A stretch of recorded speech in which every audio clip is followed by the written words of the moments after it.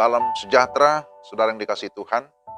Jumpa lagi bersama dengan saya dalam Renungan Harian bersama Pauku Kris Kota Wisata. Hari ini kita akan membaca firman Tuhan. Mari kita berdoa terlebih dahulu. Tuhan, terima kasih untuk kesempatan membaca dan merenungkan firman-Mu hari ini.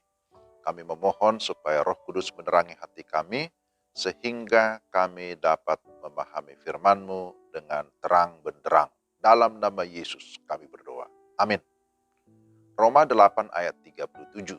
Tetapi dalam semuanya itu, kita lebih daripada orang-orang yang menang oleh Dia yang telah mengasihi kita. Demikian pembacaan firman Tuhan. Renungan kita, saya beri tema, meraih kemenangan yang sesungguhnya. Saudara-saudara, kemenangan adalah dambaan setiap orang. Karena pada dasarnya tidak ada orang yang mau kalah dalam sebuah perlombaan. Kemenangan menimbulkan rasa senang, rasa puas, bahkan rasa bangga atas pencapaian yang diraih.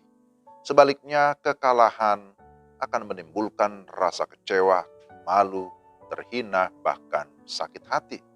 Tidak seorang pun yang ingin mengalami kekalahan. Namun, banyak orang percaya yang menafsirkan kemenangan hanya sebatas kemenangan dalam pengertian jasmani saja.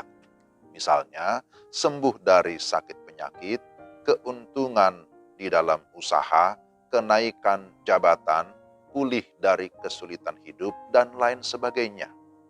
Hal ini tidaklah salah, karena Tuhan juga rindu memberkati dan memberikan kemenangan atas umat-Nya di area-area tersebut.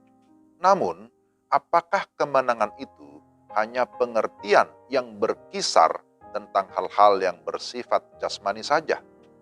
Pada umumnya memang seperti itu. Banyak orang yang mengejar hal-hal itu. Jika belum mengalami kemenangan di area tersebut, maka mereka merasa belum mengalami kemenangan di dalam hidupnya. Umumnya orang akan mempertanyakan hal itu kepada Tuhan. Mengapa mereka belum menerimanya? Mereka akan mempertanyakan tentang kesungguhan Tuhan di dalam menepati janji-janjinya. Apabila mereka belum mencapainya, maka mereka menganggap hal itu belumlah kemenangan yang mereka maksudkan. Saudara, apabila pengertian kemenangan sebagai orang percaya hanyalah sebatas sembuh, diberkati, dipulihkan, menjadi juara, dan lain-lain, maka bukankah itu tidak ada bedanya dengan kemenangan menurut pengertian dunia pada umumnya? Bukankah semua orang hari-hari ini mengejar hal-hal yang demikian sehingga mereka dikatakan pemenang? Bolehkah orang percaya meraih kemenangan yang seperti itu? Tentu saja boleh, asalkan tetap memegang prinsip-prinsip kebenaran firman Tuhan. Jadi marilah kita belajar memahami lebih lagi tentang makna hidup yang berkemenangan di dalam Kristus. Pertama, kehidupan yang berkemenangan di dalam Kristus adalah kehidupan yang mampu menang atas dosa, menang atas keinginan diri sendiri, menang atas kuasa bujukan si jahat. Yang dimaksud menang atas dosa bukanlah sebuah kehidupan yang bebas dan steril dari dosa, namun kehidupan yang sanggup mengatasi apa yang ditawarkan dan diiming-imingi oleh dosa. Jadi mari kita katakan tidak terhadap dosa dan iblis. Yang kedua, kehidupan berkemenangan karena menaruh kepercayaan penuh kepada Tuhan.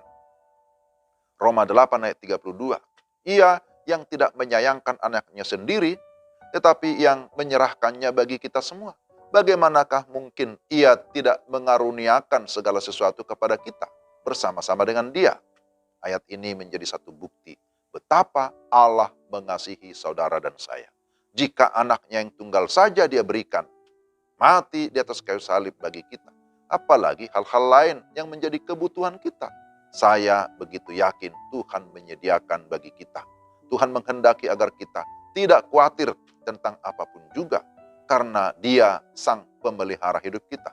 Hal itu sudah terbukti sepanjang perjalanan sejarah umat-Nya, Israel, dari tanah Mesir sampai ke tanah perjanjian. Pemeliharaannya terus nyata dan berlanjut sampai kepada kehidupan kita sekarang. Yang penting adalah mari kita sungguh-sungguh percaya dan mempercayakan hidup kita untuk dipimpin oleh Tuhan. Ketiga, kehidupan berkemenangan diperoleh melalui pilihan-pilihan yang benar. Roma 8:31. Sebab itu, apakah yang akan kita katakan tentang semuanya itu? Jika Allah di pihak kita, siapakah yang akan melawan kita? Ini merupakan ungkapan yang luar biasa yang digambarkan oleh Rasul Paulus. Jika ini yang terjadi, maka ada suatu keamanan yang luar biasa atas kehidupan orang-orang percaya. Bahwa tidak ada yang dapat melawan kita. Bukan berarti tidak ada perlawanan, namun tidak akan ada yang menang di dalam perlawanan tersebut, kecuali orang-orang yang ada di dalam Kristus, bersama dengan Kristus. Dapat diserang tetapi tidak dapat dikalahkan. Namun hal itu tidak terjadi begitu saja. Kita perlu memilih untuk terus berkomitmen hidup dalam kebenaran, karena kebenaran itulah yang akan memerdekakan kita. Kebenaran itulah yang akan mendatangkan kemenangan, bukan berdasarkan usaha kita yang sangat terbatas ini. Oleh sebab itu, mari saudara-saudara, kemenangan yang sesungguhnya adalah bukan ketika segala kebutuhan hidup kita sudah terpenuhi, namun ketika kita mampu mengatasi segala godaan untuk terus mempercayakan hidup kita kepada Tuhan dan menangkap apa yang dikehendaki Tuhan bagi kita sekalian.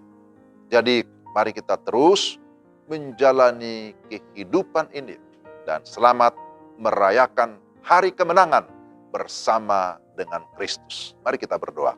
Tuhan, terima kasih firman-Mu memberikan kami satu peneguhan bahwa kemenangan sejati hanya ada di dalam Kristus. Tolong kami supaya kami dapat menunjukkan identitas kami sebagai pemenang yang tidak lagi dikuasai oleh dunia, tidak lagi dikuasai oleh dosa dan iblis. Dalam Kristus Yesus kami berdoa dan mengucap syukur. Amin. Demikian renungan kita hari ini. Tuhan memberkati saudara sekalian. Shalom.